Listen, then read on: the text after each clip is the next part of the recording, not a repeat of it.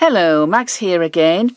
Another quick video on one of the backgrounds from my 100-day project. I'm creating backgrounds just so I can copy them and enlarge them and use them in my work and my journals and everything. But it's quite nice to have sort of a record of all the techniques that I use as well. So if I want to replicate them, they're written on the back of the cards. So I always write on the back.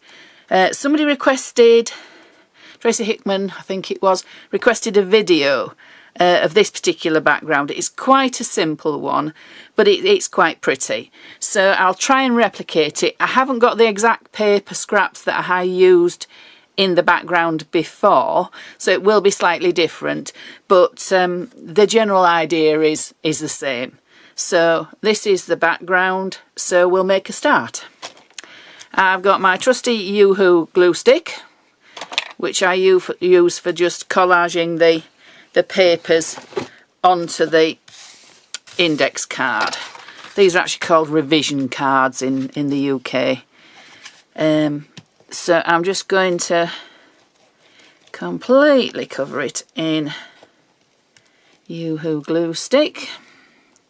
I'll need to apply some more because where the scraps of paper overlap, it'll need more.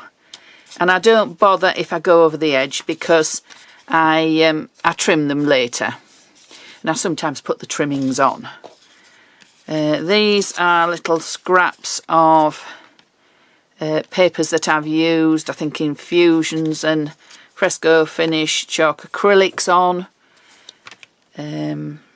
So they might react, the infusions might react when I start adding water and gesso and things, but that's fine. We just go with the flow with these things. Right, we'll have some of the, and where we overlap I just put a bit more of the Yoo-hoo glue stick. It's quite a nice one, that's got a little star stamped on it. That'd be quite interesting.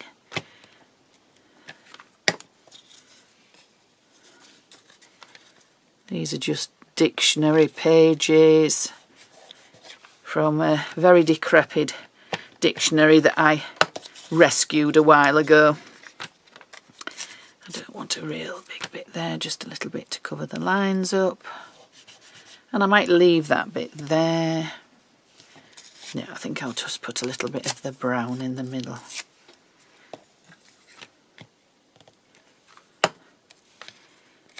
Yeah, doesn't matter that it overlaps that. I think I need a little bit more down here as well. So we'll put a bit there.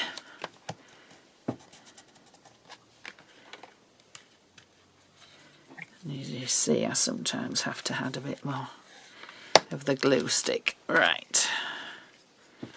Just flip it over. Trim off the edges.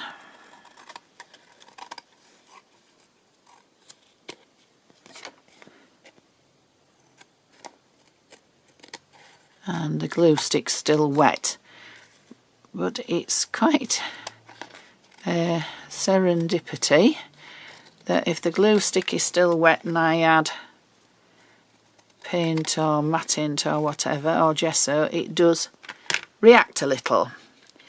Now sometimes these little scraps I will glue around the edges, but they're quite small this time, so I don't think I'll bother. Just have a look and see if there's any. No, they're just too small. I don't think I'll bother with those at all. Right, so scraps out of the way. I'll keep this white paper down because it'll protect my work surface just from gesso. I don't mind having gesso on it, it soon wipes up, but just save me cleaning in between. Now it's quite wet with quite a lot of glue stick, but I'm just going to add a little bit more here and there because we get a quite interesting reaction. I'll have to stop the video part way to dry things, but that's fine. So this is my big pot of gesso. Now I can't remember if I completely covered this with gesso or just scraped it on. I haven't actually said. So I think what we'll do, we'll scrape it on. So I'm just getting my spatula and I'm just going to randomly smear it across. So it's got a reasonable covering, but it isn't completely everywhere. Yeah, I think that'll do. I'll put that little bit in, let's see, one of my journals so I don't waste the gesso.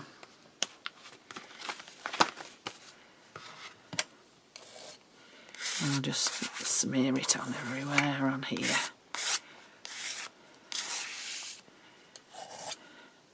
Hate wasting products, so you might as well use them up and put them on a page that you'll be using later. Right, that out of the way, that into the wash, and we'll just wipe that up. Now I'll give it a quick blast with the heat gun just to dry it off.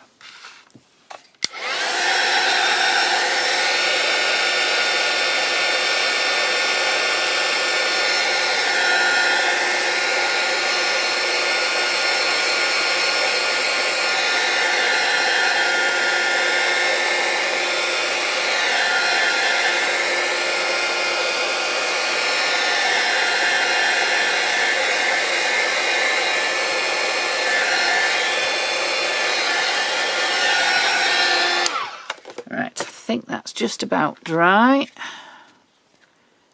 Yeah, there might be a few little bits that's a little bit tacky, but that's fine. Alright, the next bit is just, these are PaperArtsy Mattints, which if you think tinted matte medium, basically. It's nice and fluid and it is completely transparent. So I'm just going to put a little bit on my mat, get my brayer, and it's a lovely, lovely warm golden colour is this. It gives a lovely, as it says, glow to whatever it comes into contact with. It really brightens things up. It's one of my favourite ones. That, and I like shadow, because shadow, as it says, oh, I know what I've forgotten to do. I think I did a bit thicker gesso. I'm just looking and it was a lot more obliterated. What I'll do is add some more gesso.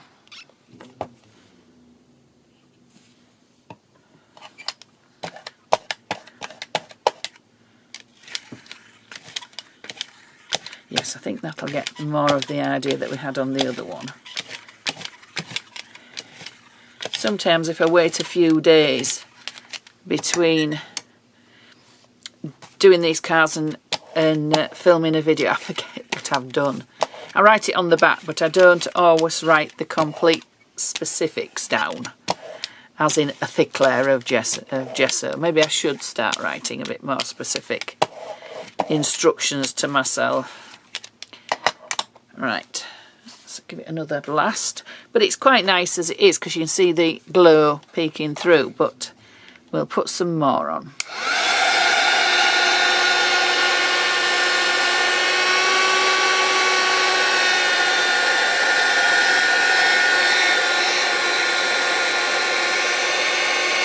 Yeah,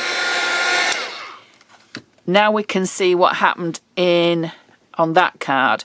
The Yoo-hoo glue isn't completely dry and it's making some of the gesso have like a crazy crackled effect, which is really, really nice. So I'll continue drying this.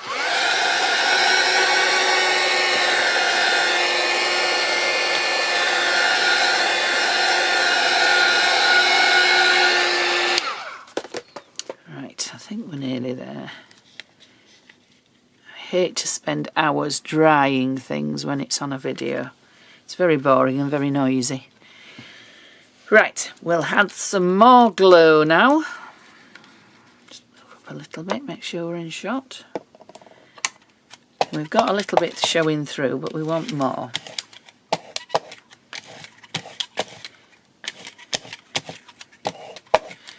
this is more the effect we had last time. So I'd written down that I'd applied gesso, but I didn't write down that I'd put it on with a brayer. So another quick blast.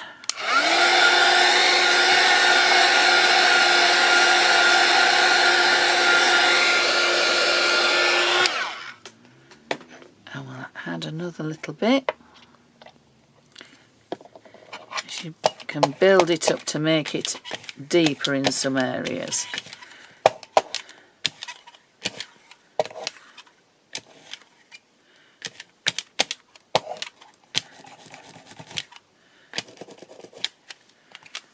Right, another blast.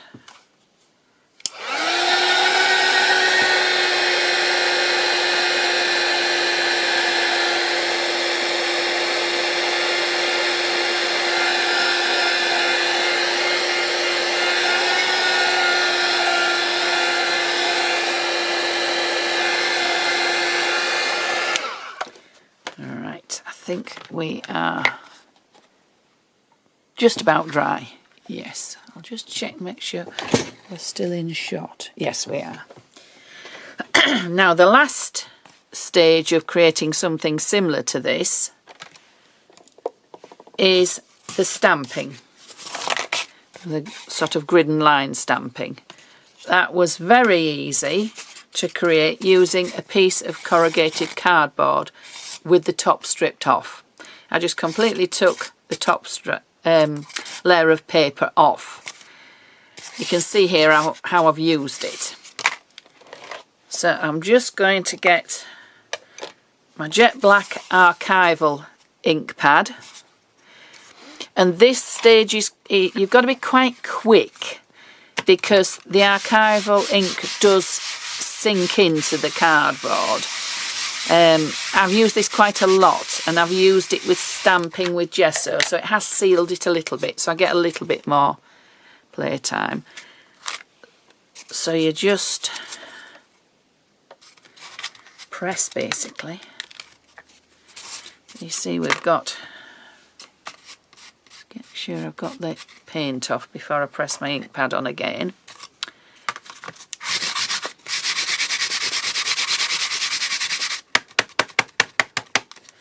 A nice big coating, and then we'll go the opposite way.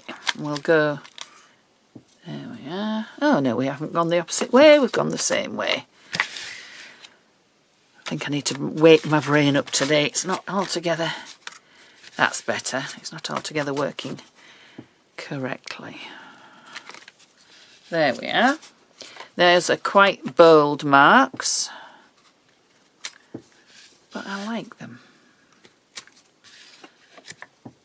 So that's the, I'll show you the original, which the marks aren't quite as wide because I've used that piece of cardboard quite a lot for stamping, and it's building up paint and ink and everything on it, so they're a little bit wider marks. That doesn't concern me at all. I am also, if I can find a sponge, going to just ink the edges as well, because I just think that brings in, it's quite wet is this card still, it just gives it a frame.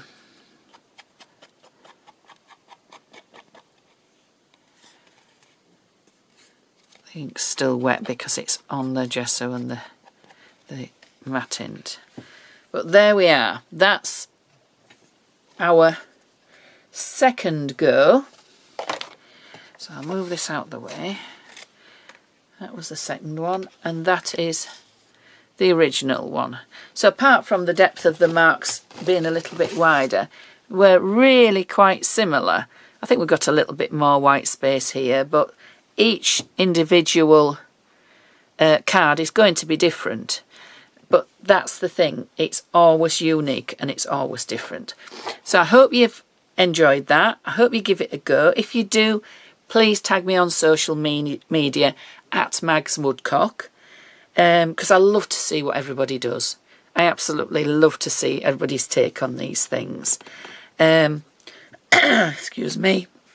And if you want to see more of my videos when I upload new ones, if you subscribe to my channel, I'm very, very grateful for all those that have already subscribed. I've just crossed the 3,000 mark, which to me is amazing.